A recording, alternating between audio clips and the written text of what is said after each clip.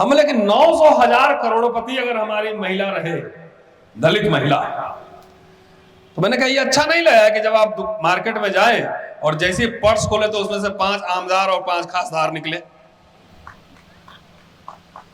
क्या पर्स ऐसे खोले उसमें से 5 आमदार और 5 खासदार लेके चले? ये अच्छा नहीं लगा, ये नहीं बनने का। सबको बनना है वही। तो ऊपर आसमान दिखा दिया है ना, नशा चढ़ा दिया, सिर्फ कुछ लोग करने दीजिए भाई। विजय जी हैं, अध्यक्ष जी, इनको नेता बनाते हैं, सबको नेता बनना जरूरी थोड़ी, और नेता के लिए एमएलए भी बनना जरूरी थोड़ी। इंटेलेक्चुअल लीडरशिप भी होता है, इकोनॉमिक लीडरशिप भी होता है, नहीं होता है? होता है। आजकल कुछ यहाँ के उद्योगपति, पूंजीपति, उनके ऊपर सवाल उठता है तो कहते हैं कि भारत के ऊपर हमला है, खुद चीन और पाकिस्तान के साथ व्यापार करते हैं, खुद चीन और पाकिस्तान के साथ व्यापार करते हैं, और उनपे कोई सवाल उठाए तो कहते हैं राष्ट्र के ऊपर हमला है। नाम आप जानते हैं कि बताऊं? तो संवैधानिक राष्ट्र में जो बाधा है पहले, उसमें क्या चीज है? मैंने 3 चीज उसमें नोट की है। जातिवाद इसका हमला है। जातिवाद मतलब सामंतवाद, कि जो लोग ऊपर बैठे हुए हैं, देश के तमाम संसाधनों पर उनका कब्जा है। और पूंजीवाद, वैसे कहते हैं कि सामंतवाद और पूंजीवाद दोनों अलग अलग चीज है, अंतर्विरोध है दोस्तों, कि सामंतवाद से पूंजीवाद निकलेगा। लेकिन भारत में सामंतवाद ने पूंजीवाद से गठजोड़ बना लिया ऐसे, तो दूसरा हमला वो है। और तीसरा हमला जो है, और सबसे लेटेस्ट और सबसे खतरनाक है, वो है आपके मताधिकार पर हमला। और उस समय भी महाराष्ट्र में बाबा साहब जब लंदन से पढ़ के आए थे, तो ऐसा नहीं था कि पूरे अस्पृश्य समाज ने उनको स्वीकार कर लिया था, ऐसा नहीं था। उस समय भी जातियों के झगड़े थे, मांग, महार, चमार, वो तमाम झगड़े उस समय भी थे। पूरा भाषण बाबा साहब का है, वो सबके सभा में जाते थे, महार सभा में भी जाते थे, मांग सभा में भी जाते थे, चमार सभा में 5 सुपारी स्वागत समारोह होता था, वहां जाते थे और अपनी बात रखते थे। उन्होंने कहा कि हमारे पास किसी के साथ भेदभाव नहीं होगा, सभी को उचित न्याय मिलेगा। सिर्फ अनुसूचित जाति के लोग चाहे कि वो सब कुछ कर लेंगे, संविधान बचा लेंगे, तो ये संभव नहीं दिखता। हमारे पास सिर्फ संख्या है, और संविधान पर जो हमला कर रहे हैं उनके पास सिर्फ संख्या नहीं है, पैसा भी है, मीडिया भी है, संसाधन भी है, राज सत्ता भी है, सब कुछ है। कि आखिर संविधान खतरे में क्या है? संविधान पे खतरा है, और खतरा है तो किससे है और क्यों है? कौन है जो संविधान को आंख दिखला रहा है बार बार? और ऐसे समय में हमारी और आपकी जिम्मेदारी क्या है?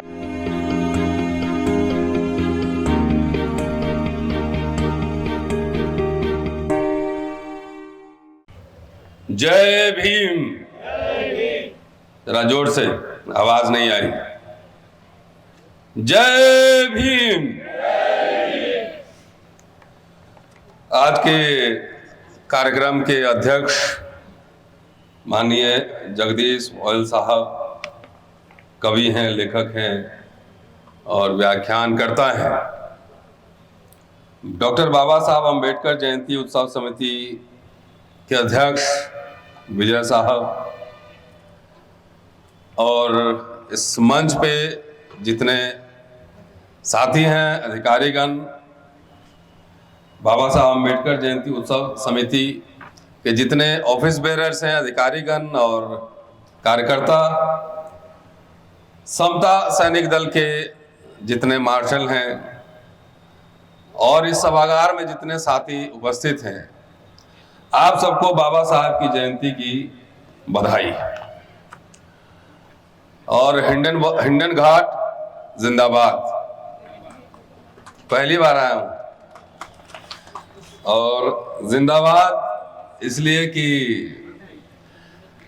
ये वर्धा जिले का ये टाउनशिप है छोटा सा, लेकिन जब मैं सुबह इंटर कर रहा था यहाँ, तो पूरा ये टाउन, ये नगर जय भीम के ब्लू झंडे और पंचशील के झंडे से पटा हुआ था। इसलिए हिंडन घाट जिंदाबाद। दोस्तों, आज का जो विषय मुझे दिया गया है वो विषय बहुत गंभीर है, और गंभीर इस सेंस में है कि जो विषय है कि बाबा साहब अंबेडकर के हिसाब से संवैधानिक राष्ट्र क्या हो। तो इसका मतलब इसमें कुछ छुपा हुआ है कि आखिर संविधान खतरे में क्या है। संविधान पे खतरा है, और खतरा है तो किससे है और क्यों है। कौन है जो संविधान को आंख दिखला रहा है बार बार, और ऐसे समय में हमारी और आपकी जिम्मेदारी क्या है। मैं समझता हूं कि मैं यही समझा हूं, ठीक कह रहा हूं अध्यक्ष जी, कि हमारी आपकी जिम्मेदारी क्या है। अंबेडकर जयंती मनाना अच्छी बात है, बाबा साहब की भी जयंती मनाई जाती थी, और कई भाषण में उन्होंने कहा कि मैं अपनी जयंती नहीं मनाना चाहता। तो जयंती मनाना, खैर हम उनके अनुयायी हैं, उन्हें याद करना, स्मरण करना।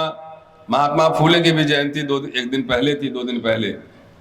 उनको स्मरण करना, अपने महापुरुषों को याद करना अच्छी बात है, लेकिन उनकी अपेक्षाओं पर खड़ा उतरना, वो आखिर जब संविधान और राष्ट्र की बात कर रहे थे तो आखिर वो हम लोग से कुछ अपेक्षा भी कर रहे थे कि हमसे क्या अपेक्षा कर रहे थे, ये हमें समझना है। सिर्फ संविधान, बाबा साहब के नारे लगाना काफी नहीं है। बाबा साहब की उम्मीद हमसे क्या थे, ये सब जानना बेहद जरूरी है। मैं भंडारा में था एक दिन पहले, तो वहां मैंने एक बात कही कि बाबा साहब के जितने गुरु थे, जिनको उन्होंने गुरु माना, तथागत, उनके बाद कबीर पिछड़ी समुदाय के थे, महात्मा फूले पिछड़ी समुदाय के थे, उनको गुरु माना है। और उन्होंने कहा कि महात्मा फूले के समुदाय के लोग भी महात्मा फूले को उस तरह याद नहीं करते। मैं अकेला ऐसा आदमी हूं जो महात्मा फूले के सिद्धांतों पर टिका हुआ, और भारत में कोई भी शासन आए, अगर उनको जन कल्याण का काम करना है, भारत के सभी लोगों का विकास करना है, तो ज्योतिबा फूले के दार्शनिक सिद्धांतों पर, उनके मूल्यों पर, उनके विचारों पर चलना ही होगा। ये बाबा साहब ने कहा था। तो बाबा साहब को पढ़ाने वाले गायकवाड़, बड़ौदा महाराज, वो भी पिछड़े समुदाय के थे। साहू जी महाराज, वो भी पिछड़े समुदाय के थे।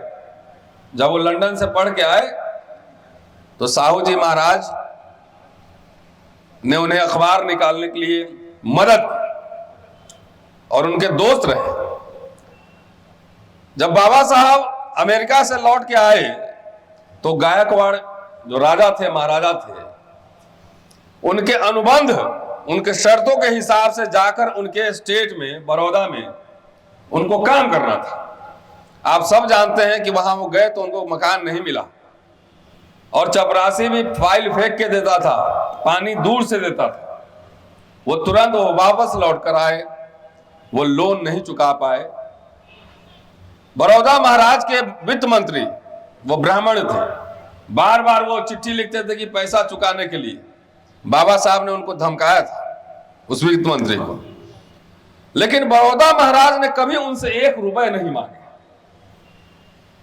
और लंदन में जब गोलमेज सम्मेलन में जब मिले तो उनसे गले मिल के भाव विभोर हो गए।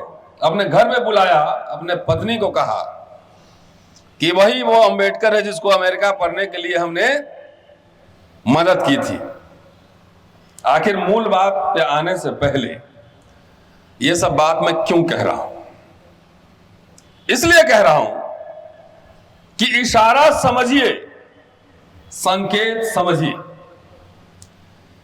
इस देश के सिर्फ अनुसूचित जाति के लोग चाहें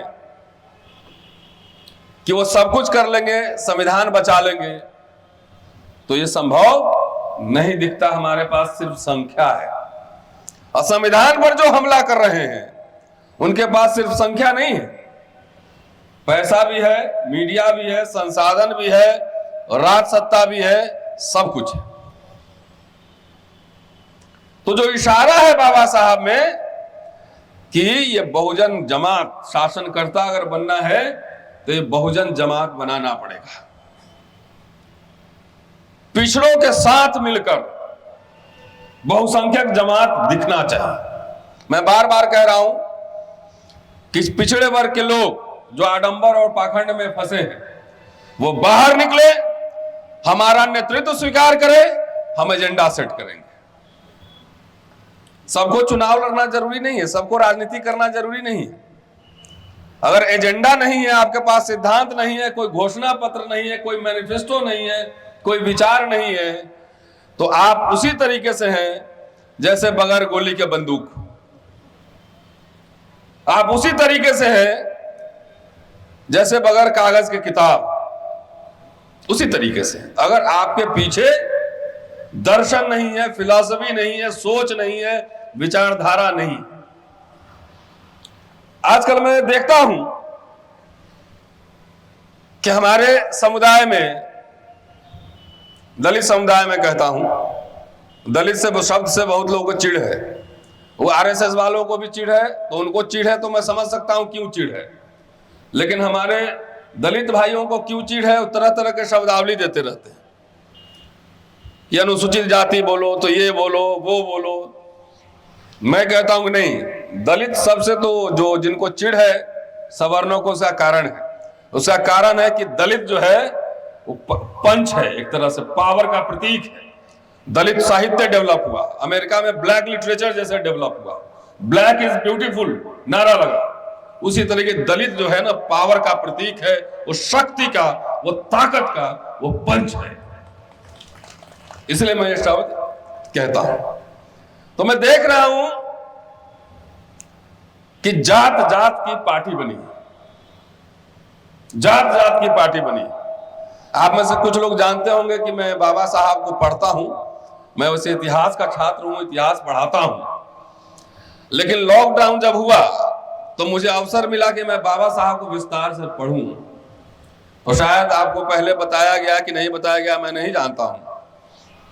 लेकिन आपदा में अवसर हमने भी निकाला और एक यूट्यूब चैनल शुरू किया, उसका नाम है अंबेडकर नामा। उसमें बाबा साहब को पढ़कर वो लोगों को समझाता हूं। बाबा साहब को मैंने हजारों पन्ने पढ़े। और उस समय भी महाराष्ट्र में बाबा साहब जब लंदन से पढ़ के आए थे तो ऐसा नहीं था कि पूरे अस्पृश्य समाज ने उनको स्वीकार कर लिया था, ऐसा नहीं था। उस समय भी जातियों के झगड़े थे, मांग, महार, चमार, वो तमाम झगड़े उस समय भी थे। पूरा भाषण बाबा साहब का है। वो सबके सभा में जाते थे, महार सभा में भी जाते थे, मान सभा में भी जाते थे, चमार सभा में 5 सुपारी स्वागत समारोह होता था, वहां जाते थे और अपनी बात रखते थे। उन्होंने कहा कि हमारे पास किसी के साथ भेदभाव नहीं होगा, सभी को उचित न्याय मिलेगा।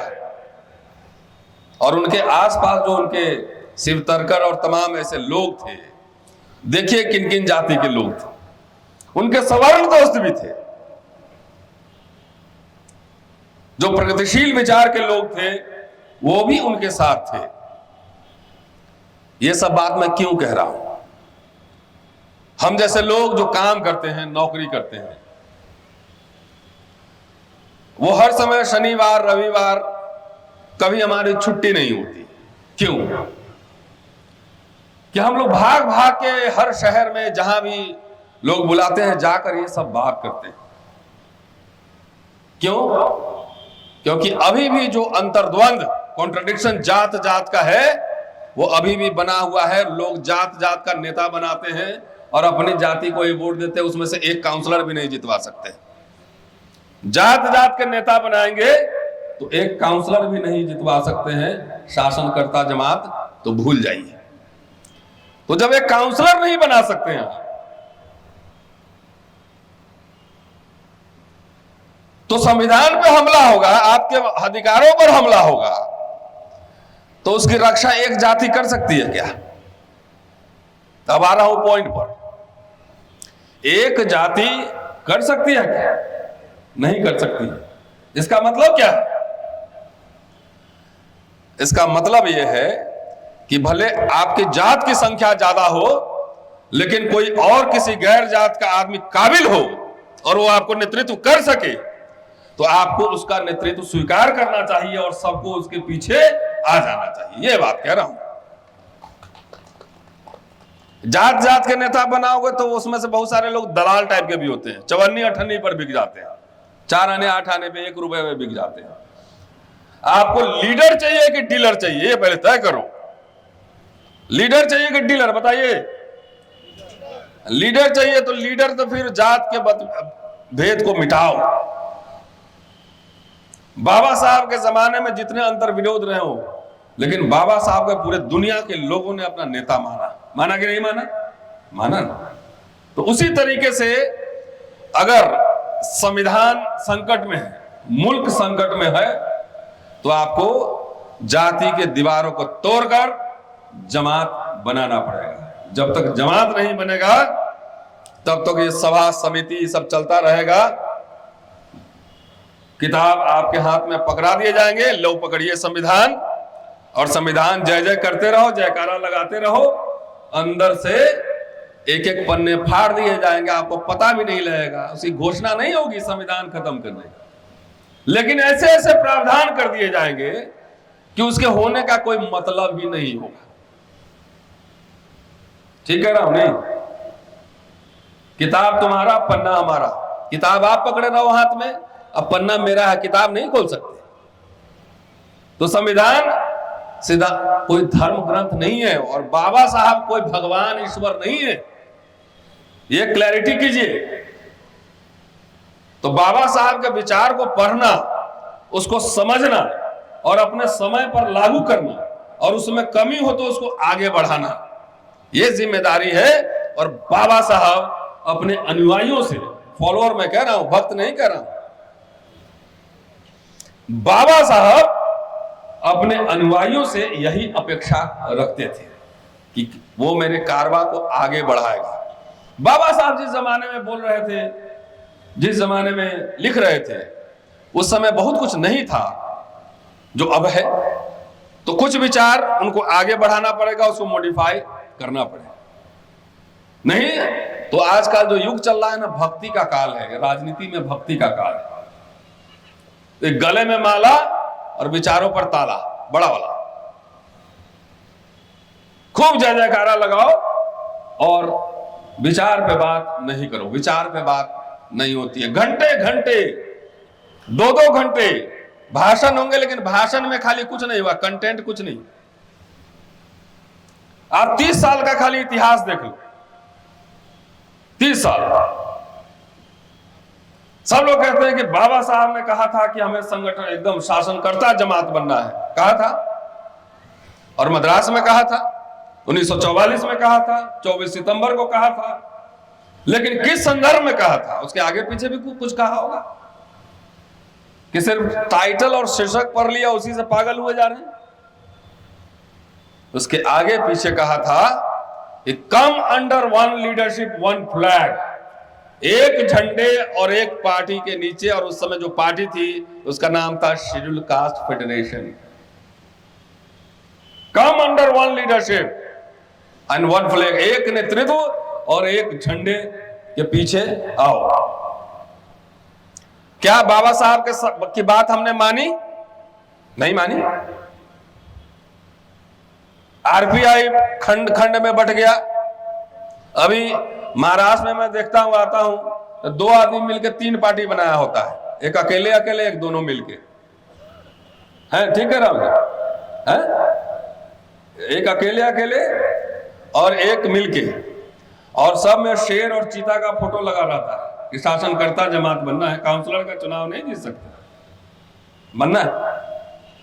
तो जो भूल भुलैया है, भूल भुलैया, ये डिस्को आपको सपने दिखाए जा रहे हैं, इस सपने में से आप निकलिए और जो भक्ति का जो पूरा जो फेज चल रहा है उसका मैं एंटीडोट लगाता हूं।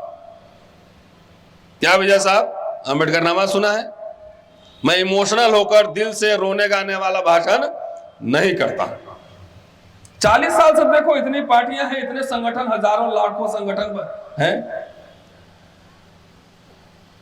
और क्या हुआ? बाबा साहब और कांग्रेस के जितने लड़ाई रहे हो उनसे ज्यादा कोई नहीं लड़ा होगा, न लिखा होगा, भाषणबाजों को छोड़ो। लेकिन तब भी उसी जमाने में आपको कुछ अधिकार मिले, रिजर्वेशन मिला, बैंक का राष्ट्रीयकरण हुआ, पीएसयू बना, और जब जब आपकी चेतना इतनी बढ़ गई कि हजारों लाखों संगठन बना लिए, पार्टी बना लिए, और उसी समय से आपका सब बंटाधार होना शुरू हो गया, सारे रिजर्वेशन आरक्षण सब खत्म हो रहे, निजीकरण हो रहा है। तो संवैधानिक राष्ट्र में जो बाधा है पहले, उसमें क्या चीज है? मैंने 3 चीज उसमें नोट की। जातिवाद इसका हमला है। जातिवाद मतलब सामंतवाद, कि जो लोग ऊपर बैठे हुए हैं, देश के तमाम संसाधनों पर उनका कब्जा है। और पूंजीवाद, वैसे कहते हैं कि सामंतवाद और पूंजीवाद दोनों अलग अलग चीज है, अंतर्विरोध है दोस्तों, कि सामंतवाद से पूंजीवाद निकलेगा। लेकिन भारत में सामंतवाद ने पूंजीवाद से गठजोड़ बना लिया ऐसे, तो दूसरा हमला वो है। और तीसरा हमला जो है, और सबसे लेटेस्ट और सबसे खतरनाक है, वो है आपके मताधिकार पर हमला, आपके वोटिंग राइट पर हमला। और वो क्या है? वो है ईवीएम की लीला। बैंक से, एटीएम से पैसा निकालते हैं, 2000 निकाले तो कितना बाकी है बता देता है मशीन पर, 3000 और आपके अकाउंट में है। ईवीएम से वोट देते हैं, पता नहीं कहां जाता है, कौन वहां हैक कर लेता है, कई बार ईवीएम मशीन ही गायब हो जाता है। तो जो लोग पहले बूथ लूटते थे, जो लोग आपको वोट देने से रोकते थे, आजकल वही लोग ईवीएम के समर्थन में खड़े। क्यों? ये सवाल उठाता हूं कि जिस देश में, जिस मुल्क में मशीन का निर्माण हुआ, इंडस्ट्रियल रेवोल्यूशन हुआ, साइंटिफिक रेवोल्यूशन हुआ, उस देश में, उस मुल्क में ईवीएम से चुनाव नहीं होता। अमेरिका में होता है क्या? नहीं होता। तो जहां इतना सारा डेवलपमेंट हो रहा है, वहां पे चुनाव नहीं हो रहा। लेकिन आपके यहां, जहां पे जिन लोग अभी दावा कर रहे हैं कि ईवीएम मशीन से सही है, वो जो एक सुई तक नहीं बनाए अपने से। देश में जितना कुछ बना है, तो सबके यहां दलित बहुजनों ने बनाया है। शिल्पकार, कलाकार, उत्पादक, ये सब हम ही लोग रहे हैं। वो ईवीएम का दावा कर रहे हैं। और क्या इसका आर्गुमेंट है कि जल्दी और सहूलियत से चुनाव होगी और काउंटिंग जल्दी हो जाएगा, तो हड़बड़ी किस बात की? भाई पहले जब बैलेट पेपर से होता था तब भी दो फेज में हो जाता था। अब ईवीएम से एक ही राज्य में 4 फेज में चुनाव करवा रहे हैं, तो टाइम तो जा ही रहा है। तो इसका लॉजिक क्या है? इसका लॉजिक ये समझिए कुछ नहीं है। जब से आपको वोट देने की चेतना आई, लगा कि ये लोग वोट दे के सरकार बदल सकता है, तब से ये हेरा फेरी चालू हुई है। तो आप वोट देते रहिए, इधर डालिएगा कुछ और, उधर निकलेगा कुछ और। तो जितने लड़ते रहे बोलते रहे, तो ये मैं समझता हूं कि सबसे बड़ा हमला संविधान के ऊपर यह है, और हम लोग लगातार इसकी आवाज उठा रहे हैं। अरे 4 दिन में 7 दिन में चुनाव होगा, क्या फर्क पड़ जाता है? काउंटिंग होगी कुछ दिन में, क्या फर्क पड़ता है? उससे कोई आफत तो नहीं आ रही ना। अगर कागज में हम अपना वोट देंगे, हमें पता है कि हमने किसको वोट दिया है। इसलिए आप इसके खिलाफ आवाज बुलंद करते रहिए। और मैं ये समझता हूं कि जब तक राजनीतिक दल, पॉलिटिकल पार्टी, चाहे कांग्रेस, एनसीपी, आरजेडी, सपा, बसपा, ये सब मिलकर इसके खिलाफ अगर आंदोलन जब तक नहीं करेगा, चक्का जाम नहीं करेगा, आंदोलन नहीं करेगा, तब तक हम लोग आवाज उठाते रहेंगे। लेकिन ये चुनाव आयोग मानने वाला नहीं है। चुनाव आयोग का जो अध्यक्ष होता है, उसका निर्वाचन कैसे होता है, उसका कोई कानून अब तक नहीं बना है। सरकार अपने मन से बनाती रहती है, वो संवैधानिक पोस्ट है। और जब संविधान बाबा साहब लिख रहे थे, जब बना रहे थे, जब उसमें डिबेट हो रहा था, तो उस संसद का भाषण उठाकर देखिए, सब पढ़े लिखे लोग, अंग्रेजी, हिंदी, मराठी, तमिल बोलने वाले लोग थे। क्या इंटेलेक्चुअल डिबेट होता था, एक एक बात पे बहस होती थी। और कुछ बातों को इसलिए छोड़ दिया गया था आपकी मर्यादा के ऊपर कि आने वाली पीढ़ियां जो है ना, इसको बेहतर करेंगी। चुनाव आयोग का आयुक्त कैसे अपॉइंट होगा, ये भविष्य पर छोड़ा कि बेहतर ये लोग बनाएंगे। लेकिन क्या आज पार्लियामेंट के अंदर नेता कभी भाषण सुना है ठीक से किसी को बोलते हुए? पार्टी का व्हिप जारी होता है, हाथ उठा देते हैं। कुछ ही लोग हैं जो बोला। आजकल तो ये सरकार जो जब से चल रही है, नरेंद्र मोदी साहब की सरकार, पार्लियामेंट में किसी इशू पे डिबेट ही नहीं हो रहा है। न्यू एजुकेशन पॉलिसी पे डिबेट नहीं हो रहा है, अडानी पे डिबेट नहीं हो रहा, कोई बहस नहीं हो रही है, कोई जेपीसी नहीं हो रही है, कुछ भी नहीं हो रहा है। क्या है ये? संसदीय मर्यादा है क्या? कोई भी कुछ बोले उसको तुरंत गिरफ्तार कर लो, अदना साहब भी कुछ बोले गिरफ्तार कर लो। क्या यह कानून की नजर में और प्रशासन की नजर में समानता है क्या? हर बात पे आपकी भावना आहत हो जाती है, हमारी भावना नहीं है ना।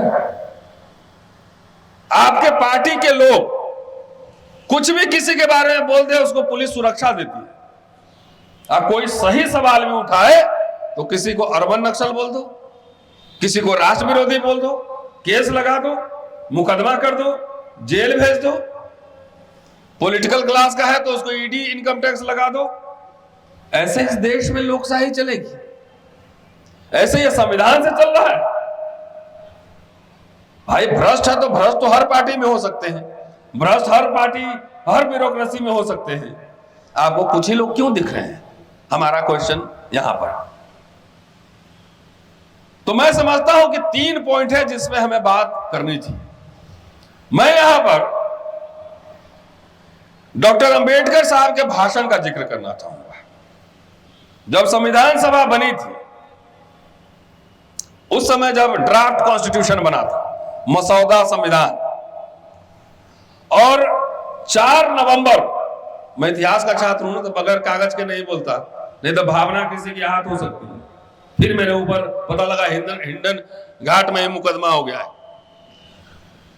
तो 4 नवंबर 1948 को भाषण है डॉक्टर अंबेडकर का, लंबा चौड़ा भाषण, और उसका एक अंश मैं आपको सुनाना चाहता हूं, एक पोर्शन, और उसकी व्याख्या करना चाहता हूं कि इस देश में अभी जो अल्पसंख्यकों, और खास तौर से मैं कह रहा हूं मुस्लिमों की जो हालत है, उस पर आपको भी सोचना चाहिए।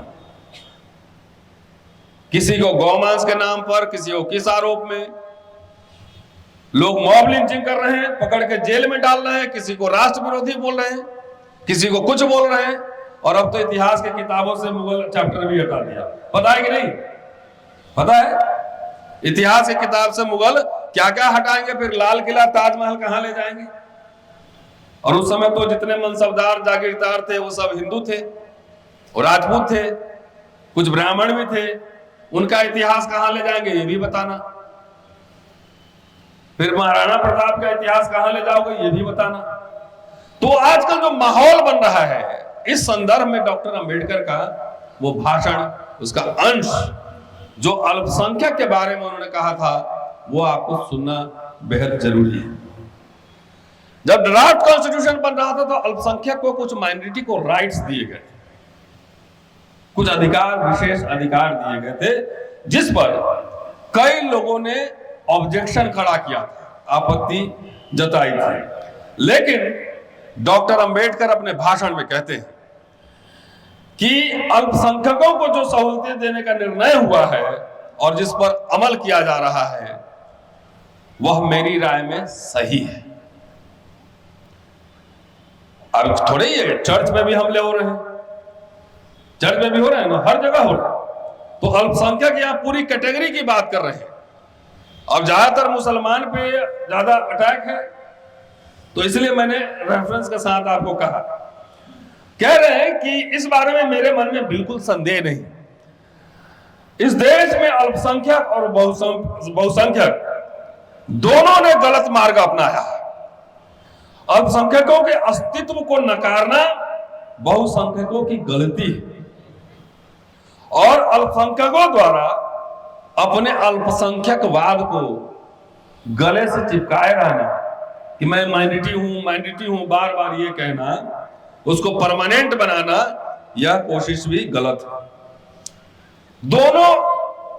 दोनों उद्देश्य साध्य हो सके ऐसे उपाय ढूंढना जरूरी है, कि जो अंतर है वो कैसे मिटे, ये उपाय ढूंढना जरूरी है। इस दिशा में आगे बढ़ने की शुरुआत के तौर पर अल्पसंख्यकों का अस्तित्व मानना ही होगा कि ये माइनॉरिटी है, इनको प्रोटेक्शन की जरूरत है, ये आपको मानना ही होगा। कोशिश यह भी की जानी चाहिए कि एक समय ऐसा आए कि जहां पे माइनॉरिटी और जो मेजॉरिटी, अल्पसंख्यक और बहुसंख्यक का जो भेद है, वो भेद मिट जाए। संविधान द्वारा सुझाए गए उपायों का स्वागत होना चाहिए, क्योंकि उनके द्वारा बताए गए उपायों से ही यह उद्देश्य प्राप्त किया जा सकता है। धर्मांधता की भावना को, आजकल साधु बाबा लोग भी बहुत भाषण दे रहे हैं ना, मुसलमानों के खिलाफ और ईसाइयों के खिलाफ। धर्मांधता की भावना को बल देकर और अल्पसंख्यकों को दी जा रही सहूलतियों का विरोध करने वालों को मैं दो बात बताना चाहता हूं। पहली बात यह है कि अल्पसंख्यक एक विस्फोटक शक्ति है, कभी ब्लास्ट कर सकता है, विस्फोटक शक्ति है। उसका विस्फोट होने से पूरे राज्य के बिखर जाने का खतरा होता है। यूरोप का इतिहास इस तरह के इतिहास का गवाह है। फिर कह रहे हैं कि यहां के जो माइनॉरिटी के लोग हैं, उन्होंने स्वेच्छा से इस भारत मुल्क को चुना है।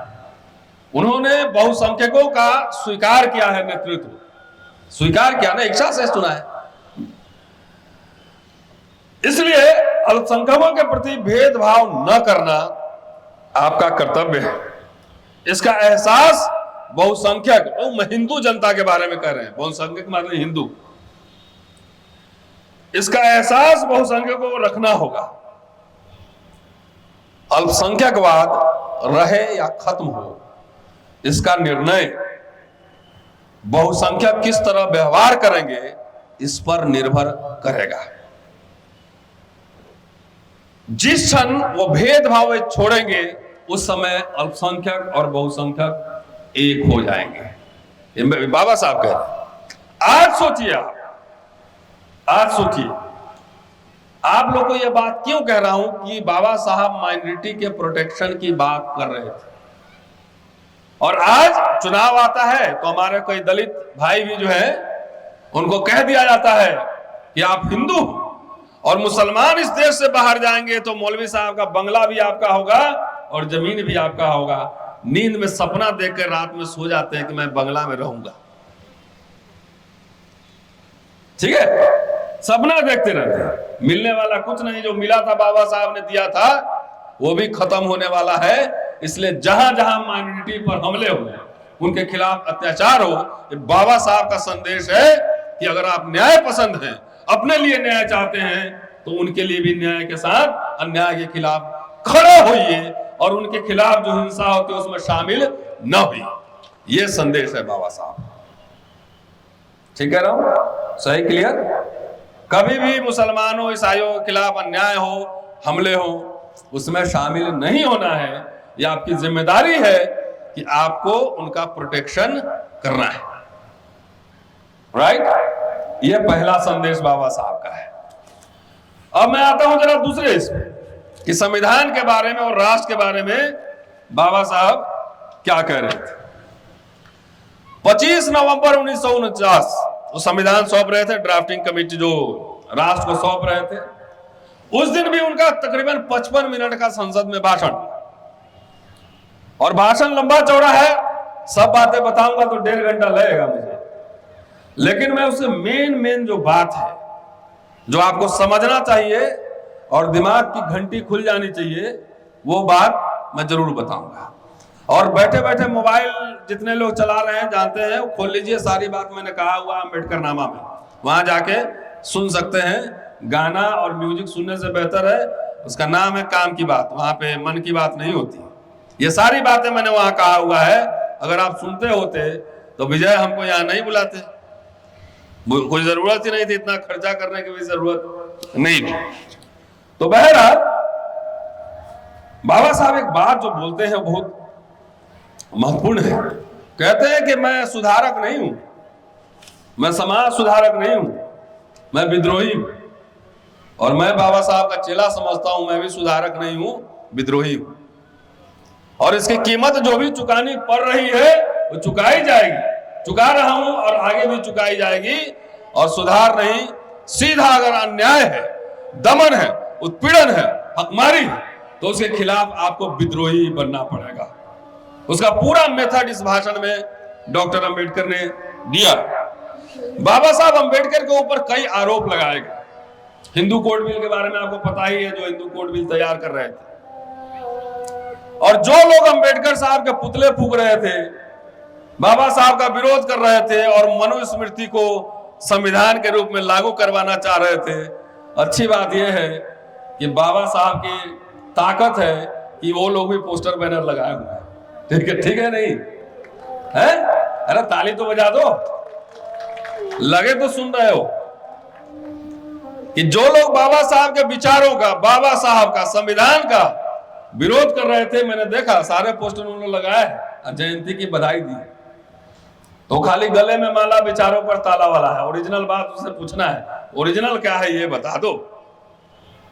ओरिजिनल ये है कि मनुस्मृति लागू करने की घोषणा नहीं होगी। मनुस्मृति लागू करने की घोषणा नहीं होगी, मनुस्मृति लागू कर दी जाएगी। इसी को बोलते हैं दिमाग का खेल। आप हल्ला करते रहो, मेरे ऊपर चाहे जितना जुल्म अत्याचार हो, कुछ भी हो। मैं तो दिल्ली में रहता हूं, प्रधानमंत्री जी के घर से महज 15-18 किलोमीटर दूरी होगी, और इतना मेमोरेंडम लिखते रहता हूं, अखबार में बोलते रहता हूं, इतना एप्लीकेशन देता रहता हूं पुलिस को, वाइस चांसलर को, कहीं कोई सुनवाई नहीं होती। अभी लेटेस्ट तो आपको पता ही होगा कि लंदन जाना था, वीजा ही रुकवा दिया। अभी 4 दिन 5 दिन पहले, पिछले साल गिरफ्तार भी करवा लिया। तो मैं कुछ करूं, मेरे एप्लीकेशन पे कोई सुनवाई नहीं, क्योंकि अछूतों को मनुस्मृति की व्यवस्था में न्याय का अधिकार नहीं है। और मेरे खिलाफ कोई फर्जी कंप्लेन भी करे तो पुलिस और प्रशासन तुरंत एक्शन में आ जाता है। ये शेड्यूल कास्ट से दलित हो गए, इसे बोल क्यों रहा है, कैसे आवाज उठा रहा है। तो मैंने कहा भाई जीवन तो एक ही है, वैसे भी कोई अमर होने आया नहीं, मिट्टी में सबको मिलना है। तो आज आवाज उठाऊंगा तो इतिहास में जिंदा रहूंगा। कम से कम बाबा साहब के बिगड़े चेले के रूप में ही तो याद किया जाऊंगा। क्या कि बाबा साहब के बिगड़े चेले के रूप में, लेकिन आवाज तो उठाऊंगा। और जो लोग आवाज नहीं उठाते हैं एक चे गुवेरा का एक लाइन है कि मैंने कब्रिस्तान में उन लोगों की लाशें भी देखी हैं, मैंने कब्रिस्तान में उन लोगों की लाशें भी देखी हैं कि कहीं वो ये सोचते रहे कि अत्याचार के खिलाफ आवाज उठाएंगे तो कहीं मारे न जाएं, वैसे लोगों की लाशें भी देखी। तो जो लोग समझते हैं कि आवाज नहीं उठाएंगे और अजर अमर रहेंगे, कब्रिस्तान में उनके लिए भी जगह है। और हम समझते हैं कि जब हम लोग मरेंगे 10-20 हजार लोग गमगीन तो होंगे क्या? तो इसलिए कुछ काम करते रहना चाहिए। अगर बाबा साहब को मानते हो तो बाबा साहब की भी मानो, और जितना मानो उतना एकदम पक्का ओरिजिनल वाला। बाबा साहब के बहुत सारे विचार, सामाजिक, धार्मिक, राजनीतिक, आर्थिक, समाजशास्त्रीय, बहुत सारे उनके कैरेक्टर है। एक तरह से 100 तरह का उनके अंदर देखो, पत्रकार भी है, प्रोफेसर भी है, लीडर भी है, सब कुछ है। अब इसमें सब तो मैं बन नहीं सकता, उतना मेरी काबिलियत नहीं है, मैं समझता हूं। उसमें से एक पहलू उठाकर और वही मैं बन जाऊं तो मैं समझूंगा कि बाबा साहब के प्रति मेरा यही ट्रिब्यूट है। और वो पक्ष ये है कि बाबा साहब का विद्रोही तेवर, वो मुझे पसंद है। बाकी कुछ आप माने, कुछ हम माने, लेकिन विद्रोही तेवर में ही वो पूरा समझिए एक तरह से वो मसाला है जो आपको सोचने समझने की बुद्धि खोलता है, आंखें खोल देता है। नजर नहीं, नजरिए की जरूरत है। आंख तो सबके पास है, ऐसे देख सकता है, लेकिन देखकर समझने का जो पर्सपेक्टिव है वो सबके पास नहीं होता है कि समझे कैसे। आधा गिलास पानी है, आप ये कह सकते हो कि आधा खाली है, कोई कह सकता है आधा भरा हुआ है, तो इसको बोलते हैं पर्सपेक्टिव।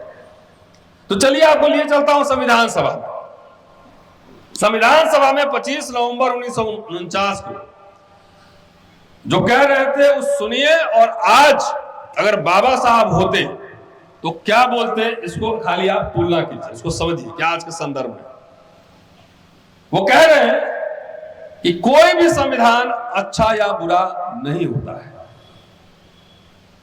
कोई संविधान अच्छा होगा या बुरा होगा, यह उसको लागू करने वाले लोगों की प्रकृति पर, वो कैसा सोचता है, वो आदमी कैसा है, उसके ऊपर निर्भर करता है।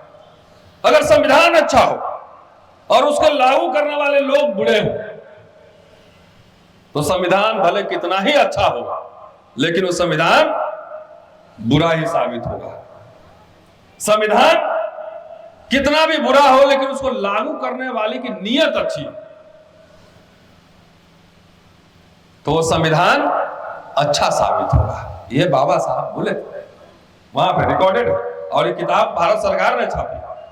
अब आज देखिए कि क्या संविधान पर कितना अमल शासनकर्ता जो समूह है कितना अमल कर रहा है, संवैधानिक मूल्यों के प्रति कितना अमल कर रहा है। बाबा साहब कह रहे हैं आगे कि संविधान पर अमल करना पूरी तरह से संविधान पर निर्भर नहीं करता। संविधान अपने आप में क्या है, किताब है, उसको आप चाहो तो पुराण धर्मशास्त्र कुछ भी बना दो, अपने आप में कुछ नहीं है। उसको लागू करने वाले लोग कैसे हैं, ये ज्यादा जरूरी है कि संविधान पे अपने आप निर्भर नहीं करता। संविधान केवल राज्य के कुछ हिस्सों को, जैसे कानून मंडल, कार्यकारी मंडल और न्यायपालिका को बनाता है। इन विभागों का काम हमेशा लोगों के द्वारा निर्माण की गई, बनाई गई पार्टियों पर निर्भर होने वाला है। भारत के लोग और उनके राजनीतिक दल कब किस प्रकार पेश आएंगे या कोई कैसे बता सकता है? तो संविधान को मानेगा या नहीं मानेगा कैसे बता सकता है? इसलिए भारतीय लोग और उनके राजनीतिक दल कैसे पेश आएंगे या जाने बगैर संविधान के बारे में कोई निर्णय लेना निरर्थक होगा। आपको विरासत मिली हवेली, विरासत मिली महाराष्ट्र में, बाबा साहब ने सिद्धार्थ कॉलेज खोले, मिलिंद कॉलेज खोले, अखबार निकाला पूरा, मूक नायक, बहिष्कृत भारत जनता, भूषण प्रिंटिंग प्रेस खोला, सब कुछ खोला। उसको आप कैसे संवार के रखेंगे, ये बाबा साहब पर निर्भर थोड़ी कर, ये तो आप पर निर्भर करेगा। आपको विरासत में आपके दादाजी से पूरी 500 करोड़ की प्रॉपर्टी मिली, आप उसको आगे बढ़ाएंगे कि बेच के खा जाएंगे, ये बाबा साहब पर निर्भर नहीं करेगा, आपके दादा पे निर्भर नहीं करेगा, पिताजी पर निर्भर नहीं करेगा, ये आप पर निर्भर होने वाला है। ये बात यहां पर कर रहे थे। बहुत लंबा भाषण है लेकिन मैं पूरा नहीं, लेकिन कुछ कुछ जो जरूरी बात है वो आपसे जरूर मैं बोलूं। कह रहे हैं कि मैं भारत के भविष्य को लेकर चिंतित हूं। जो आज देश में हो रहा है उनका अनुमान और संविधान बनाते वक्त उनको हो गया था कि आज मैं भारत के भविष्य को लेकर चिंतित हूं। 26 जनवरी 1950 के दिन भारत एक आजाद मुल्क, एक आजाद देश बनेगा। फिर उस आजादी का क्या होगा? भारत अपनी आजादी को बरकरार रखेगा या गवा देगा? मेरे मन में यह विचार पहले आता है।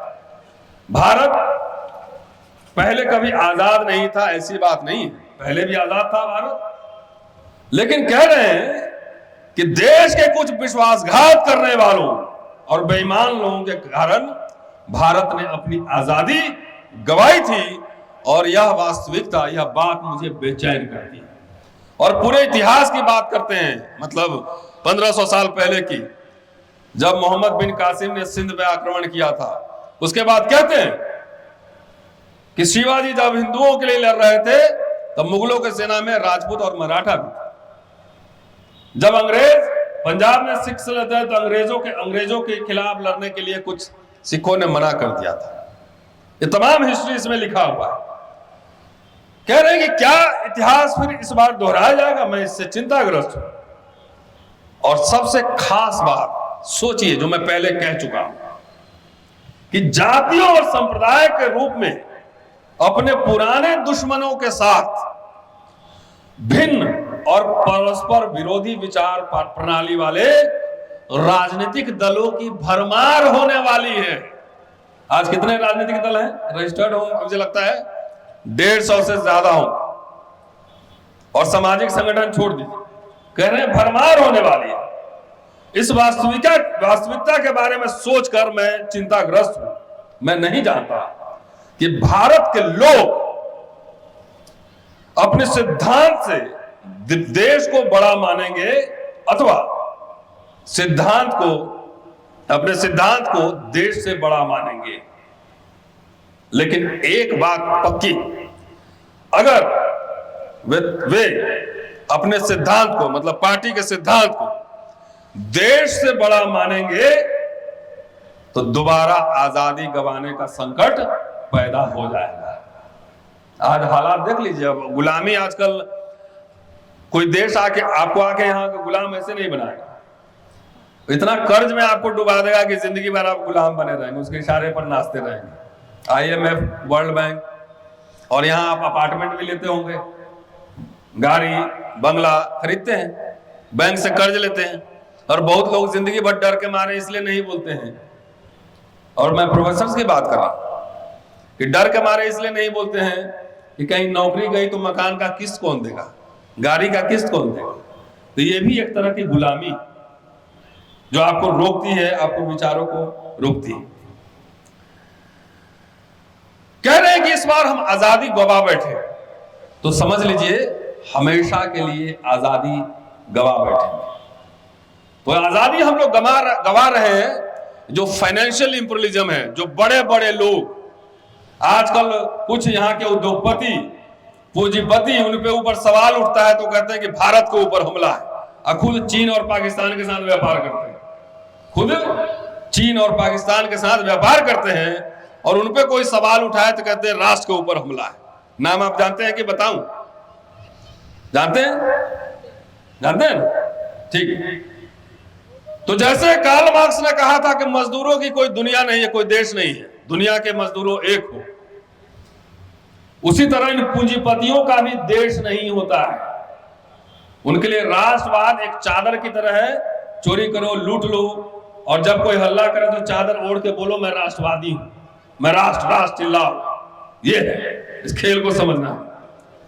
26 जनवरी 1950 को भारत एक जनतांत्रिक देश बनेगा, अर्थात उस दिन भारत में ऐसी सरकार बनेगी जो लोगों के द्वारा बनाई जाएगी, लोगों की होगी, लोगों के लिए काम करेगी। तभी मेरे मन में ख्याल आता है कि इस जनतांत्रिक संविधान का क्या होगा। उसे महफूज रखने में, उसे सुरक्षित रखने में यह देश सक्षम होगा, सफल होगा, या फिर एक बार आजादी गवा बैठेगा। ये चिंता बाबा साहब को कितनी सता रही थी उस समय में। और आज मैं समझता हूं कि जिस तरह से दमनकारी व्यवस्था चल रही है, लिखने पढ़ने वाले journalist, academician, professor, intellectual activist, जिस तरह से दमन चक्र चल रहा है, लग रहा है कि ये कोई और शासनकाल है। जिस डेमोक्रेटिक नेशन की कल्पना डॉक्टर अंबेडकर कर रहे थे कि जहां पर बोलने पढ़ने लिखने की आजादी हो, शायद वो उस पर एक विराम सा लग गया है। कह रहे हैं कि भारत जनतंत्र क्या है, डेमोक्रेसी क्या है, लोकशाही क्या है। ऐसी बात नहीं कि भारत को पता नहीं था, भारत को पहले भी प्राचीन काल में भी पता था।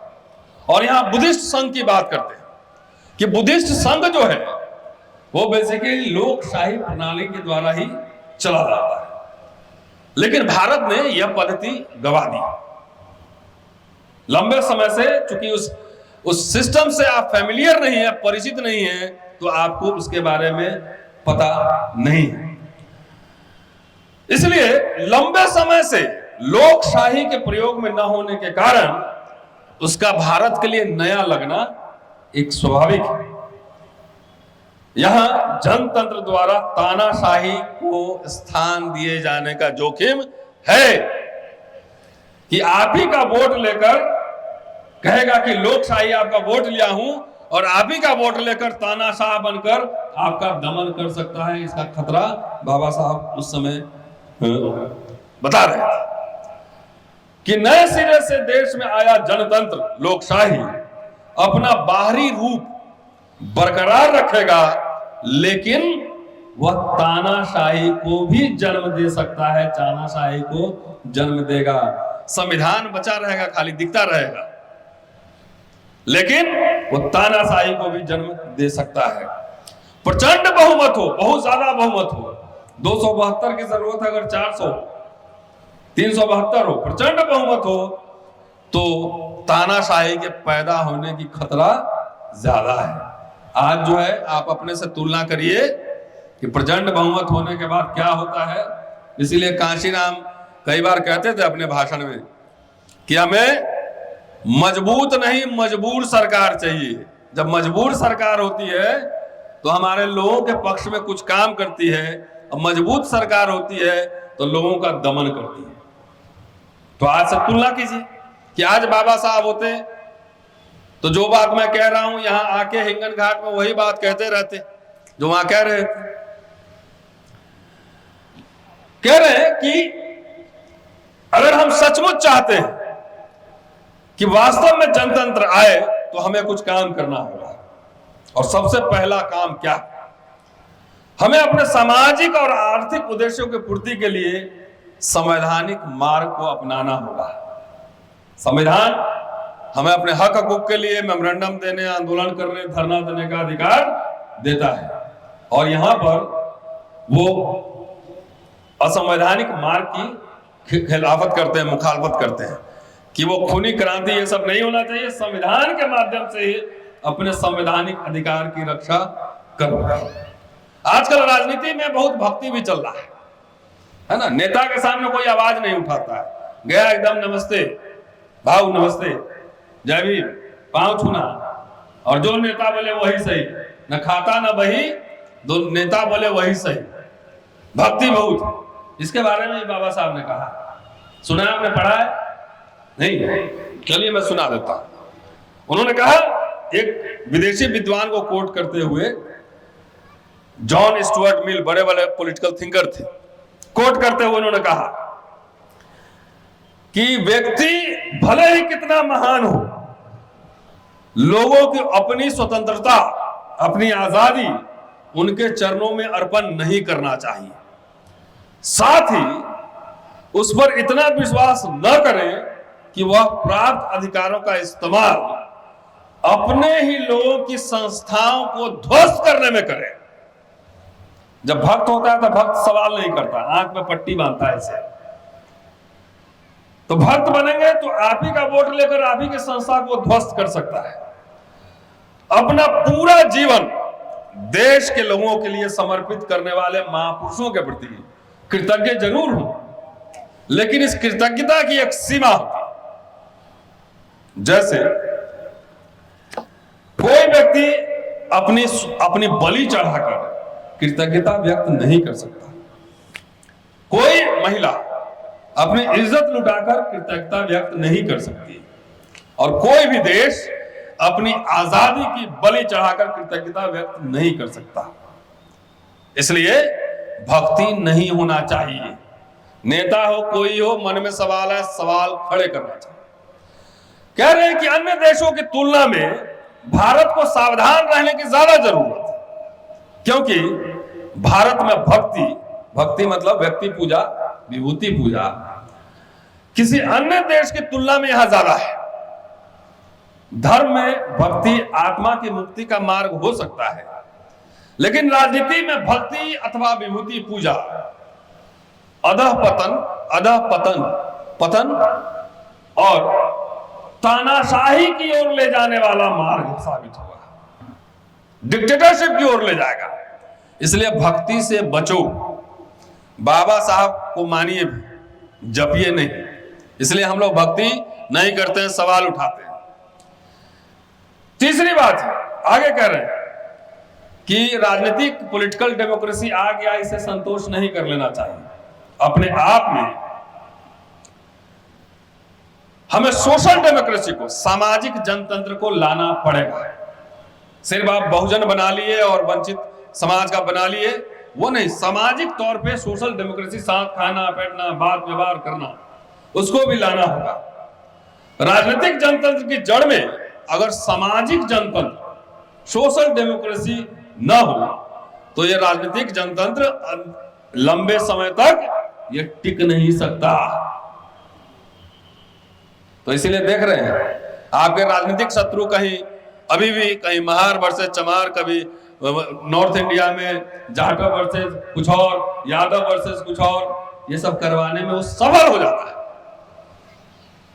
क्योंकि हम लोगों ने अपने अंदर भी एक सोशल डेमोक्रेसी नहीं लाया है। आखिर सामाजिक जनतंत्र क्या है, सोशल डेमोक्रेसी क्या है? यह है स्वतंत्रता, समता, बंधुता को जीवन के सिद्धांत के रूप में मान्यता देना। क्या करना है कि व्यवहार में, सिद्धांत और व्यवहार में समता, बंधुता, अपनापन आना चाहिए। यही सोशल डेमोक्रेसी है। लेकिन भारत में इसका अभाव है और यह वास्तविकता हमको माननी होगी। समता का अभाव है। इसका कारण है कि श्रेणीगत विषमता है, ऊपर से नीचे तक, जात के ऊपर जात है, जात के ऊपर जात है, हर जाति के ऊपर एक जाति है, श्रेणीगत विषमता है। और आर्थिक क्षेत्र में हमारे समाज में कुछ लोगों के पास बहुत अधिक संपत्ति है तो बहुत लोगों के पास संपत्ति नहीं, निर्धन है। तो 26 जनवरी की पॉलिटिकल डेमोक्रेसी है, आ गया। सोशल और इकोनॉमिक डेमोक्रेसी नहीं। 26 जनवरी को 1950 को हम एक विसंगतिपूर्ण समाज में प्रवेश करने वाले हैं। एक ऐसा समाज जो कि अंतर विरोध से बना हुआ है। राजनीति में हम एक व्यक्ति एक वोट, टाटा बिरला प्रधानमंत्री का भी एक वोट का उतना ही महत्व है जितना हमारा और आपका। एक समता होगी, एक वोट सबका। लेकिन सामाजिक और आर्थिक जीवन में, संरचना में इस समता के सिद्धांत को हम नकारते रहेंगे। इस प्रकार परस्पर विरोधी जीवन हम कैसे जिएंगे? अधिक समय तक अगर हम उसे नकारते रहेंगे तो अपना राजनीतिक जनतंत्र, पॉलिटिकल डेमोक्रेसी को खुद खतरे में डाल देंगे, इसमें कोई दो राय नहीं। इस विसंगति को जितनी जल्दी दूर किए जाए उतना अच्छा है, और नहीं तो इससे पीड़ित जनता जो है पॉलिटिकल डेमोक्रेसी का जो पूरा ढांचा है उसको ध्वस्त कर देगा। अब कितना सटीक बात कर रहे हैं कि सामाजिक आर्थिक जनतंत्र नहीं, तो आज जो पूरा राजनीतिक जो तानाशाही जैसा मामला चल रहा है, ये हमारी कमजोरी को भी दर्शाता है। इस बात को हमको स्वीकार करना चाहिए। इसलिए मैं बार बार कह रहा हूं ना कि आपस के जो अंतर विरोध हैं, जब आप एक साथ बैठ के खाना नहीं खाइएगा, बातचीत नहीं कीजिएगा, जरूरत हो तो शादी ब्याह भी करिए, उसमें कोई जातीय बंधन नहीं होना चाहिए। बाबा साहब ही कह रहे थे, और उन्होंने शादियां करवाई भी थी अंतर जातीय विवाह अपने दलित समाज में। तो ये सब नहीं करेंगे और जात जात का कुनबा बना के रखेंगे मोहल्ला, तब पॉलिटिकल डेमोक्रेसी को आपने खुद खतरे में डाल दिया है। आएगा एक पार्टी, एक जात इस पार्टी को वोट देगा, दूसरा जात उसके पास जाएगा, दूसरे को वोट देगा। इससे लाभ किसका होगा? दो लोग झगड़ा करेंगे तो बाहर वाले लोग लाभ लेंगे, ये आपको दिखना चाहिए। नहीं दिख रहा है तो मैं आपको यही बात बाबा साहब का संदेश दे रहा हूं, मैं कोई नई बात थोड़ी कर रहा हूं, आज के संदर्भ में उसको कॉन्टेक्चुअलाइज करने की कोशिश कर रहा हूं। इस भाषण में एक बात और है, वो कह रहे हैं कि अभी ये नहीं मान लेना चाहिए कि भारत एक राष्ट्र बना है। राष्ट्र बनने की प्रक्रिया में ये समझना होगा कि अगर हम मान ले कि संविधान आ गया, मुल्क आजाद हो गया, तो हम राष्ट्र बन गए, तो ये गलत धारणा है, ये भ्रांति है, भ्रम पालना है। क्यों? क्योंकि हजारों जातियों में बटी जनता एक राष्ट्र नहीं हो सकती। सामाजिक और मानसिक नजरिए से हम अभी एक राष्ट्र नहीं है, और इसका एहसास हमें जितना जल्दी होगा उतना हमारे लिए अच्छा है। अमेरिका का यहां बात, अमेरिका का उदाहरण दे रहे हैं कि अमेरिका में जब आजाद हुआ तो उसको राष्ट्र बनने में जितनी समस्या थी, तकलीफ थी, उससे ज्यादा तकलीफ हमारे पास है कि अमेरिका में जाति नहीं, कि जातियां बीच में आपस में कटुता का निर्माण करती, जातियां राष्ट्र विरोधी होती। हमें वास्तव में राष्ट्र बनाना है तो इस मुश्किल से हमें पार करना होगा।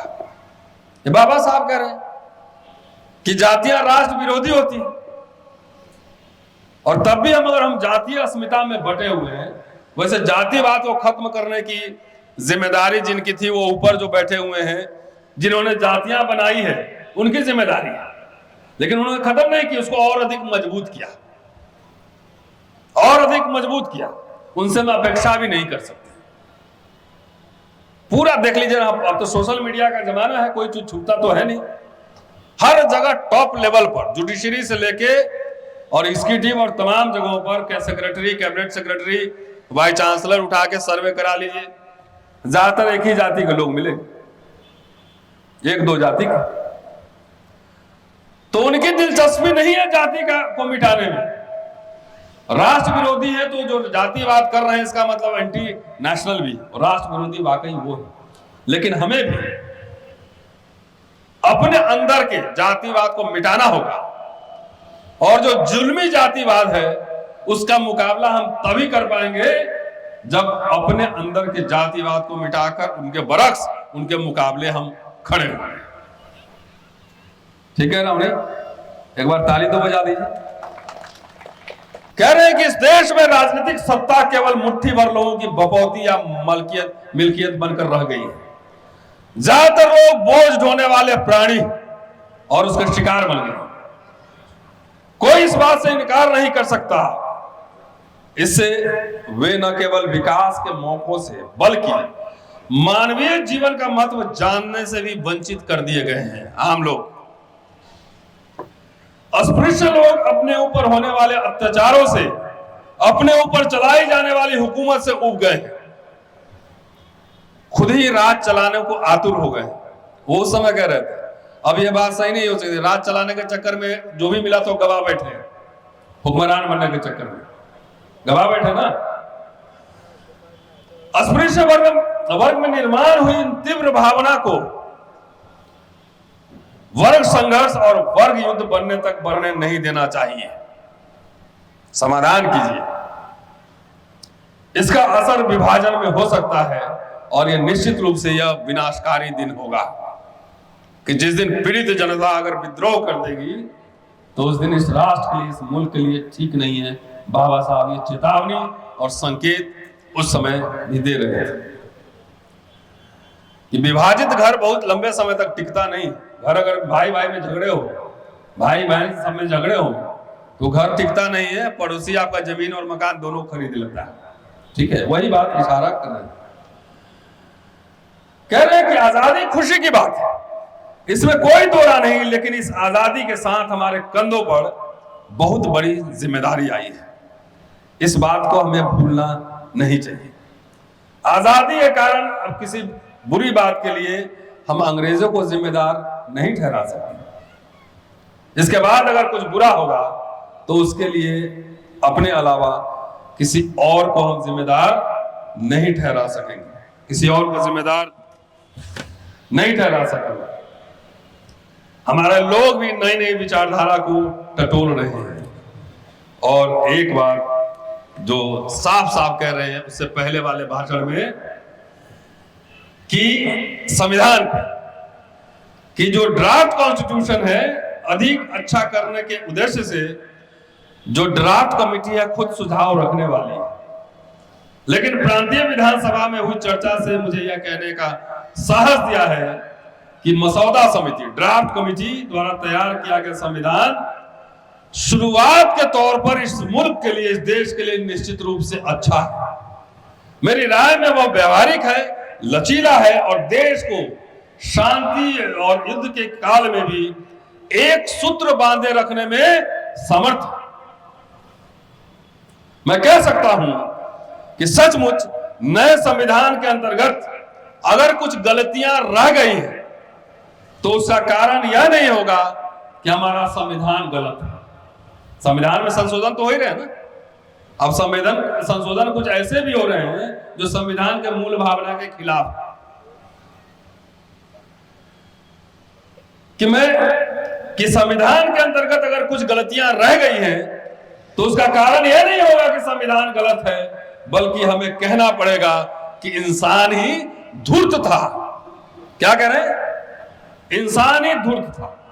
धूर्त इंसान की वजह से संविधान गड़बड़ हुआ है। तो आज अगर संविधान पे हमला हो रहा है, कुछ गड़बड़ी हो रही है, तो धूर्त कौन है? कहने की जरूरत है कि समझ गए?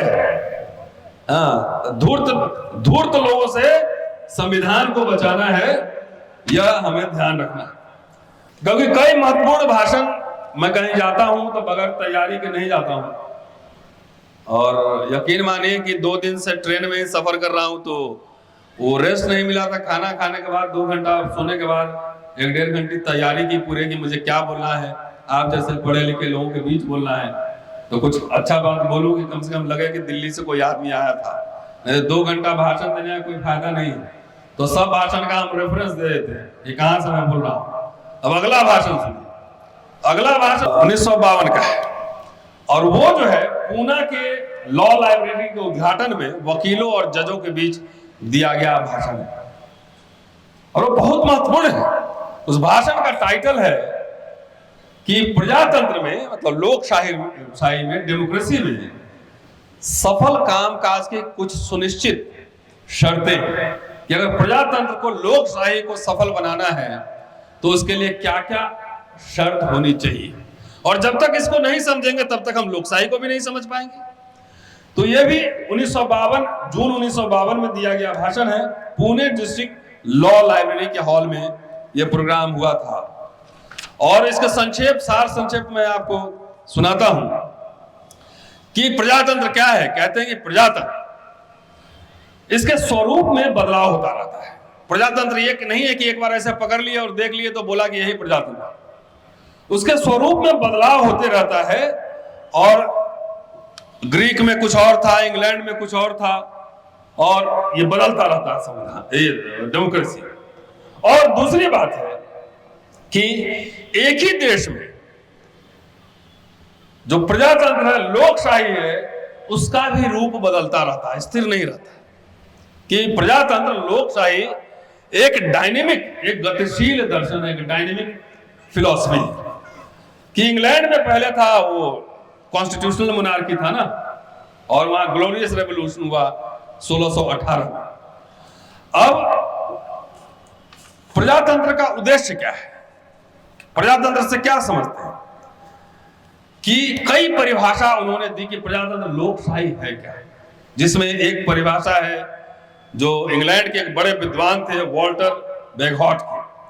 उन्होंने कहा कि प्रजातंत्र है विचार विमर्श से चलने वाला शासन, विचार विमर्श से चलने वाला शासन। इसके बाद अब्राहम लिंकन का क्या भी नाम सुने होंगे आप, उनका भी उन्होंने डेफिनेशन दिया कि लोगों का लोगों के द्वारा और लोगों के लिए चलाया जाने वाला शासन। लेकिन बाबा साहब की परिभाषा कुछ अलग है, और इस परिभाषा को आपको सुनाना बेहद जरूरी है। 2 बार बताऊंगा या आप याद कर लें। वो कह रहे हैं कि जो पहले बताई गई थी प्रजातंत्र लोकशाही के बारे में वो सही है, लेकिन मेरी प्रजातंत्र की विचार जो परिभाषा है वो थोड़ी अलग है। लोगों के आर्थिक और सामाजिक जीवन में, सुनिएगा, लोगों के सामाजिक और आर्थिक जीवन में बिना खून खराबे के क्रांतिकारी बदलाव लाने वाली शासन व्यवस्था को प्रजातंत्र कहते हैं, और यही हमारी परिभाषा है। अब यहां पे वो बदलते क्यों है? अमेरिका का समाज अलग समाज था, यूरोप का समाज अलग था, भारत में जाति व्यवस्था हजारों जातियां में बटी हुई थी, और बटा होना भी कोई बात नहीं, उसमें ऊंच नीच छुआछूत सब कुछ शामिल था। आपके छाया से लोगों को छूत लग जाता था, पानी नहीं पी सकते थे एक मटके से, गले में मटका डाल के घूमना होता, कपड़ा नया नहीं पहन सकते थे, कपड़े में खरीदने जाते थे तो बाबा साहब ने लिखा है कि उनकी मां सुनाया करती कि कपड़ा वाला दूर से कपड़ा लेता था, दूर से, पैसे भी दूर से लेता था। तो ऐसे समाज में रह रहे थे, इसका बदलाव करना था। अगर सिर्फ वर्ग में विभाजित समाज हो तो उसका बदलाव करना आसान है, एक वर्ग के खिलाफ दूसरे वर्ग को खड़ा करना, अन्याय के खिलाफ न्याय पसंद लोगों को खड़ा करना। लेकिन यहां अन्याय के भी जिस तरह से समाज बटा हुआ है, उसी तरह अन्याय में भी बटा हुआ है। एक दूसरे को एक लात ऊपर से मारता है, दूसरा नीचे वाले को 3 मारता है, उसके नीचे वाले को 4 मारता है। तो अन्याय का भी डिफरेंट लेयर्स है, इसमें बदलाव लाना था। इसलिए उन्होंने यह बात कही कि बगैर खून खराबे के देश में सामाजिक और राजनीतिक आर्थिक परिवर्तन लाना, यही हमारे लिए लोकशाही है और प्रजातंत्र की यही सही कसौटी है। हो सकता है कि यह काफी कठिन कसौटी, लेकिन आप जब किसी बात का मूल्यांकन करते हैं तब उसे कठिन से कठिन कसौटियों पर, तराजू पर तौलते हैं। उसको सोना को जब बनाते हैं तो उसको पूरा जिस मेटल पे तपाते हैं, तो अगर कठिन है तो उसका टेस्टिंग भी उसी तरीके से होगा। अब शर्त क्या क्या है? पहली शर्त है कि एक डेमोक्रेसी कैसे सफल हो सकता है। तो पहली शर्त है कि वो वैसे समाज में भयानक विषमता नहीं होनी चाहिए। भयानक कि एक के पास दुनिया का सबसे अमीर आदमी हो, देश के सारे पोर्ट, जहाज, रेल, सब कुछ उसके पास हो, दुनिया का अमीर आदमी, और एक रिपोर्ट आया तो नीचे चला है खर्च, ऐसा अमीर। और एक जगह लोग 20 रुपया भी नहीं हो दिन का खाना खाने के लिए, ऐसी विषमता नहीं चाहिए। क्योंकि समाज की इस व्यवस्था में पद्धति जो सिस्टम है उसके खिलाफ क्रांति के बीज छुपे होते हैं। तो पहली बात यह है, और कह रहे हैं कि मेरी समझ में उसका मतलब आता है कि प्रजातंत्र के सफल होने की राह का सबसे बड़ा रोड़ा है वो समाज के विभिन्न वर्गों में पैदा हुई गहरी खाई।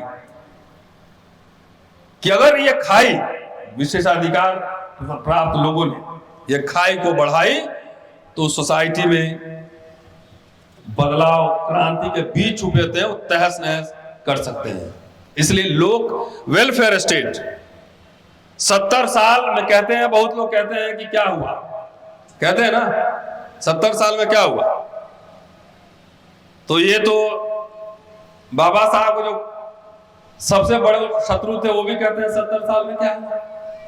तो आप भी कह रहे हैं कि 70 साल में क्या हुआ और वो भी कह रहा है क्या हुआ, तो इसका मतलब है कि आपके सॉफ्टवेयर में समझ में कोई दिक्कत है।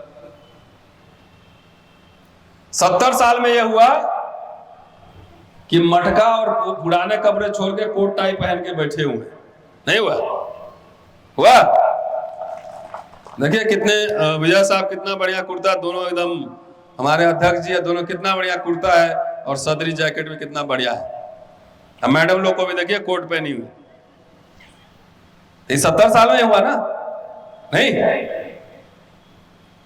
तो 70 साल में जब आजादी हुई तो हमारे कुछ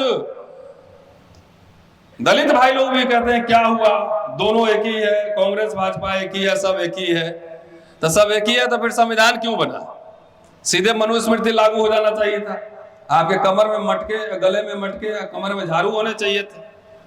अब कोट टाई कहां से आया?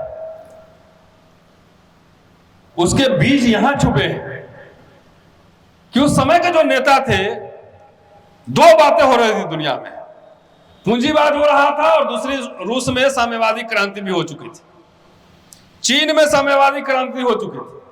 तो पूंजीवाद और साम्यवाद में टकराव था, इसलिए एक आइडिया डेवलप हुआ सोशलिस्ट स्टेट का, वेलफेयर स्टेट, लोक कल्याणकारी राज्य।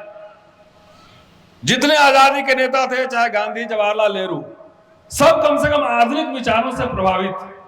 वो जानते थे कि अगर हम इनको राइट्स नहीं देंगे तो ये विद्रोह हो सकते हैं, इसलिए बहुत सारे स्कीम उन्होंने बनाए, सरकारी संस्थाओं का निर्माण किया, यूनिवर्सिटी बनाया, IIT, एम्स बनाए, स्कूल बनाए, जवाहर नवोदय स्कूल बनाए, अभी बना रहे, विश्वविद्यालय बने। बाबा साहब का परिनिर्वाण 56 में हुआ, उसके बाद भी बहुत सारे PSUs बने, बैंक का नेशनलाइजेशन हुआ कि नहीं हुआ? ये जब सब हुआ तो उसमें आपको SC ST ओबीसी को बाद में मिला 91 के बाद, लेकिन SC ST को जब रिजर्वेशन मिला तो एक बड़ा मिडिल क्लास तैयार हुआ है ना। कोट टाई वाला कार खरीदा हुआ, AC लगा अपार्टमेंट है, बेटा अंग्रेजी स्कूल में पढ़ रहा है, ये कहां से आया? तो जब बीजेपी वालों वो बोले तो समझ में आती है कि उस कह सकते हैं कि 70 साल में क्या हुआ, उनको हिंदू राष्ट्र बनाना है। तो उसमें दलित कैसा होगा हिंदू राष्ट्र में?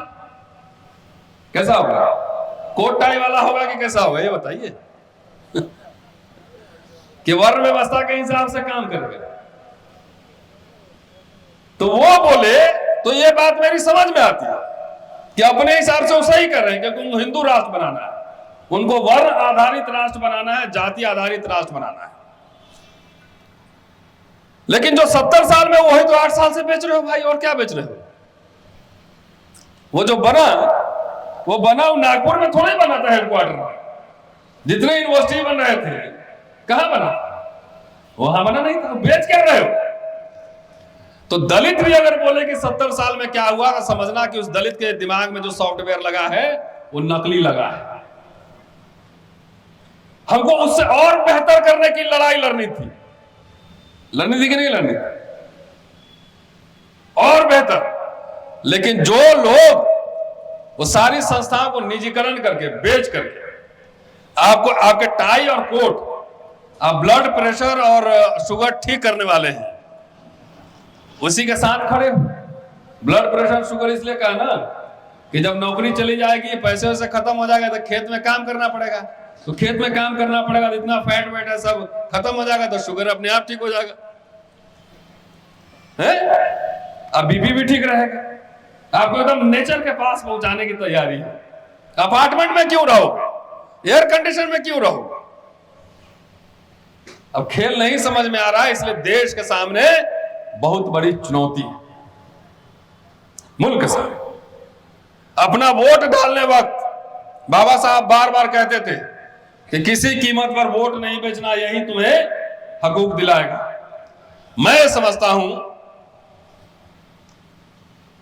कि नेता बनने से ज्यादा जरूरी है एजेंडा सेट करना। अगर हमारे कहने पे आप 5 लाख लोग इकट्ठा कराइए तो मुझे टिकट लेने की कोई जरूरत नहीं। मैं यही इनसे बार्गेन करूंगा कि पहले ये बताओ कि हमारे समाज के लिए क्या काम करोगे। हमारे 500 बच्चों को कोलंबिया, ऑक्सफोर्ड, कैम्ब्रिज भेजोगे कि नहीं भेजोगे? बताओ, हमारे लिए अंग्रेजी स्कूल खोलोगे कि नहीं बच्चों के लिए? सरकारी ठेका जो दोगे उसमें हमारे लिए रिजर्वेशन करोगे कि नहीं करोगे? करोगे नहीं करोगे? करोगे ना? एजेंडा सेट करना बहुत जरूरी है, लेकिन हमारे लोग व्यक्तिगत बार्गेन कर लेते हैं, मुझे मंत्री बना दो। तो मंत्री बना के वो हम देखते हैं वहां चुप लगा रहता है, इसे चुप बोला नहीं है। तो मुझे मंत्री बनने की जरूरत नहीं है, मुझे अपनी मुक्ति की जरूरत नहीं है, मुझे समाज की मुक्ति की लड़ाई लड़नी है, ये मैं कह रहा हूं। सब कुछ बेच बाच दिया, आपके पूरे खतरे, आपके बच्चे 100 नौकरी रिटायर हो रहे हैं लोग, तो 10 नौकरियां निकल रही। तो 10-20 साल बाद जो है ना, जो हुक्मरान बनने का नशा चढ़ा हुआ है सब बिक बाग जाएगा। 10 साल बाद लड़की की शादी के लिए लड़का भी नौकरी वाला नहीं मिलेगा। इसीलिए आजकल अम्बेडकर नामा पे हम करोड़पति दलित पे स्टोरी बना रहे हैं, बिजनेस करो, व्यवसाय करो। कितने एमएलए एमपी बन सकते हैं? महाराष्ट्र में कितने रिजर्व कॉन्स्टिट्यूंसी? कितने? 25, 30, 48। तो विधायक आमदार 48 बन सकते हैं। 60 लगा लो, 60 लगा लो। लेकिन 1000 करोड़ का दलित मालिक हो तो सैकड़ों बन सकते हैं, 1000 लोग बन सकते हैं, 1000 लोग बन सकते हैं। मैं कल प्रोग्राम में था रायपुर में, महिलाओं का बहुत शानदार प्रोग्राम था। मैंने विकल्प दिए कि मुझे आप लोगों को 10 लोगों को एमपी का टिकट देना है और 900 महिलाएं बैठी हॉल में, 900 लोगों को 1000 करोड़पति बनाना है। बोलो क्या करोगे, कौन सा लोग? तो उसमें से एक महिला ने कहा कि पहले वाला 10 एमपी वाला। हम बोले इसी में हमारा समाज बता हुआ है, इसीलिए जो भी अधिकार मिले तो जा रहा है। हम बोले कि 900,000 करोड़पति अगर हमारी महिला रहे, दलित महिला, तो मैंने कहा ये अच्छा नहीं लगा कि जब आप मार्केट में जाएं और जैसे पर्स खोले तो उसमें से 5 आमदार और 5 खासदार निकले।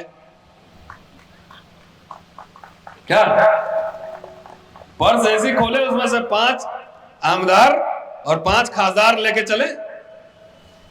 ये अच्छा नहीं लगा, ये नहीं बनने का। सबको बनना है वही। तो ऊपर आसमान दिखा दिया है ना, नशा चढ़ा दिया सिर्फ। कुछ लोग करने दीजिए भाई, विजय जी हैं, अध्यक्ष जी, इनको नेता बनाते हैं। सबको नेता बनना जरूरी थोड़ी, और नेता के लिए एमएलए भी बनना जरूरी थोड़ी। इंटेलेक्चुअल लीडरशिप भी होता है, इकोनॉमिक लीडरशिप भी होता है, नहीं होता है? होता है। तो वो कीजिए, क्योंकि जब समाज आर्थिक रूप से जब तक सशक्त नहीं होगा, जब तक जेब में नोट नहीं रहेंगे, तब तक आप चिल्लाते रहो। आजकल तो पता नहीं पार्लियामेंट ही खरीद लेता है पूंजीपति से, नहीं, पूरे सरकार ही खरीद लेता है। महाराष्ट्र में भी होता है, चुनाव लड़े इधर, अब पूरा खरीद के ले गए उधर। बिहार में भी होता है। मैं बिहार का रहने वाला, दिल्ली में रहता हूं, तो सरकार चुनाव लड़े इधर और फिर आधा मिल गया उधर। तो पूरी सरकार की सरकार जहां बिक रही हो, तो वहां पे बगैर एजेंडा के, बगैर फिलॉसफी के, बगैर दर्शन के, अगर बगैर आंदोलन के आप अगर संसद और विधानसभाओं में जा रहे हो, तो आप भी बिकाऊ माल ही बनोगे। तो हमें बिकाऊ माल चाहिए या टिकाऊ माल चाहिए? अरे जोर से बोलो भाई, टिकाऊ ना? तो टिकाऊ माल के लिए जो है नेता अपने घर से बनाना पड़ेगा। और बनाने के लिए क्या करना होगा? सबसे पहले अंग्रेजी पढ़ाना पड़ेगा। बाबा साहब अगर कोलंबिया नहीं गए रहते पढ़ने, अगर बॉम्बे में पढ़े रहते तो कहीं सूबेदार बने रहते, बाबा साहब नहीं बनते।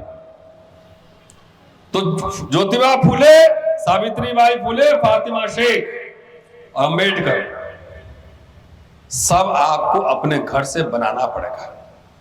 जिस समाज के पास बुद्धिजीवी नहीं है, इंटेलेक्चुअल नहीं, पूंजीपति नहीं, वो समाज का नेता तो चवन्नी अठन्नी में बिक सकता है। अब बिक रहा है। तो हम थोड़ा सा, इसीलिए मैं कहता हूं एंटीडोट लगाता हूं, सबको हुक्मरान बनने से थोड़ा निकालना भाई, इधर आ, और काम भी है। प्रधानमंत्री बन के एकदम पार्लियामेंट के गुम्मत में बैठ के दूरबीन से पूरा दुनिया देखना है, ऐसे ये चाहते हैं, हवा में रह रहे हैं कैसे। इसलिए मैंने पहले कहा अपने शुरुआती बात में कि पिछड़ों को बोलो आप लीड करो और हम एजेंडा सेटिंग करेंगे, 10 इंटेलेक्चुअल से बैठ के काम करेंगे और यह वैचारिक लड़ाई होगी।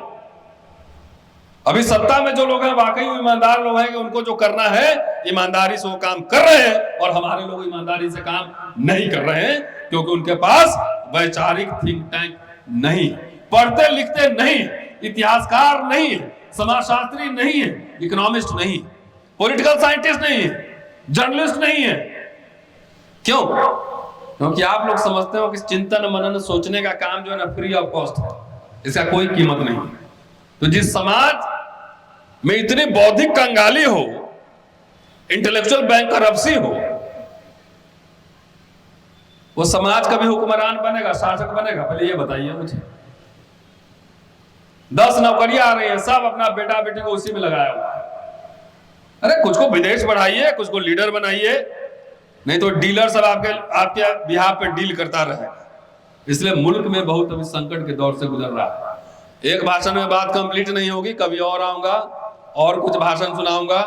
3 जगह 3 बातें बोला हूं अलग अलग विषय पर, और मेरी बात अच्छी लगे तो सोचना और गंभीरता से सोचना। हम गुदगुदी देने वाला भाषण नहीं देते, करबी डोज देते हैं, ऐसे इधर हिलना चाहिए। घर से आडंबर पाखंड निकालो और ज्ञान विज्ञान अंदर लाओ, बच्चे को पढ़ाओ। नौकरी करने के लिए 2 साल 3 साल की तैयारी करनी होती है, लेकिन मरने के बाद जिंदा रहने के लिए 65-70 साल तैयारी करनी होती है। वैसे बहादुर लोगों को पैदा करो अपने घर में। शुक्रिया, जय हिंद।